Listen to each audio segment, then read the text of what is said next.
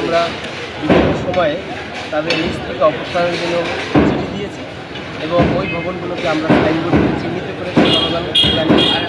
এই ভবনগুলো ঝুঁকিপূর্ণ আছে, যে কোনো সময় এই ভবনগুলো দূষিত হতে পারে, জনমান ক্ষতি হতে পারে। ফলশ্রুতিতে সদরের ঠাকুর পেনশন যে ঝুঁকিপূর্ণ ভবনটি আছে, এই ঝুঁকিপূর্ণ ভবনটিকে অবস্থানের জন্য আমরা নোটিশ দিয়েছি এবং আজকে চূড়ান্তভাবে বরিশাল সিটি কর্পোরেশনের দ্বিতীয় আইনি প্রতিষ্ঠায় মতামত দিয়ে আমরা এই উচ্ছেদ অভিযান পরিচালনা করছি। এই ঝুঁকিপূর্ণ ভবনের যে মালিক, ওনার উনি নিজেও চাচ্ছেন যে এই ভবনটি যেন আমরা আমাদের সহযোগিতা সে অবস্থান করতে পারি। মালিক তাদের সহায়তা করার জন্য এবং এটা চলমান প্রক্রিয়া,